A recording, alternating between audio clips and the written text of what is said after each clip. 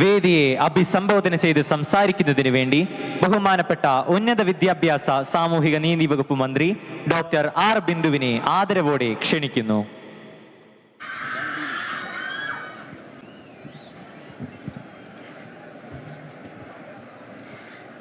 യോഗാധ്യക്ഷൻ ബഹുമാന്യനായ റവന്യൂ ഭവന നിർമ്മാണ വകുപ്പ് മന്ത്രി അഡ്വക്കേറ്റ് കെ രാജൻ, ബഹുമാന്യനായ ഉദ്ഘാടകൻ കേരളത്തിൻ്റെ പ്രതിപക്ഷ നേതാവ് ശ്രീ വി ഡി സതീശൻ, മുഖ്യ പ്രഭാഷണം നിർവഹിച്ച ബഹുമാന്യനായ speaker Shri A N Shamseer, ബഹുമാന്യനായ പൊതുവിദ്യാഭ്യാസ വകുപ്പ് മന്ത്രി ശ്രീ വി ശിവൻകുട്ടി, മലയാളത്തിൻ്റെ അഭിമാനഭാജനവും നമ്മുടെ ഏവരുടെയും പ്രിയങ്കരനുമായ പ്രിയപ്പെട്ട ലാലേട്ടൻ, വേദിയിൽ സന്നിഹിതരായിട്ടുള്ള മറ്റ് സഹമന്ത്രിമാരെ, മറ്റ് ജനപ്രതിനിധികളെ, വേദിയിലും സദസ്സിലുമുള്ള മറ്റ് ബഹുമാന്യരെ, പ്രിയ സുഹൃത്തുക്കളെ, കൊച്ചുകൂട്ടുകാരെ, പൂരനഗരിയെ ആവേശം കൊള്ളിച്ചുകൊണ്ട് 25 വേദികളിലായി അരങ്ങേറിയ കലാപൂരം കൊടിയിറങ്ങുന്ന ഈ സന്ദർഭത്തിൽ പങ്കെടുത്ത എല്ലാ വിദ്യാർത്ഥികൾക്കും അതിന് സാക്ഷ്യം വഹിക്കുന്നതിന് എത്തിച്ചേർന്ന ലക്ഷക്കണക്കായ മനുഷ്യർക്കും ഹൃദയത്തിൻ്റെ ഭാഷയിൽ അഭിവാദ്യങ്ങൾ അർപ്പിക്കുകയാണ്.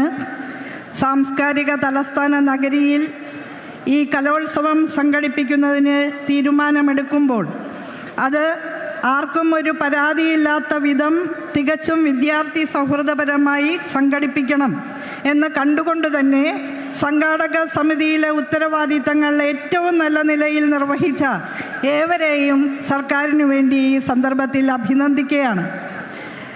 വിവിധ വേദികളിൽ നടന്ന 250ഓളം ഇനങ്ങളിൽ തങ്ങളുടെ സർഗശേഷിയുടെ മാറ്റുരച്ച 15,000-ത്തിലധികം വരുന്ന വിദ്യാർത്ഥികൾക്ക് അവരുടെ ജീവിതകാലം മുഴുവൻ ഹൃദയത്തിൽ സൂക്ഷിക്കാൻ കഴിയുന്ന അവിസ്മരണീയമായ അനുഭവങ്ങളും ഓർമ്മകളും സമ്മാനിച്ചുകൊണ്ടാണ് ഈ കലോത്സവം അവസാനിക്കുന്നത്.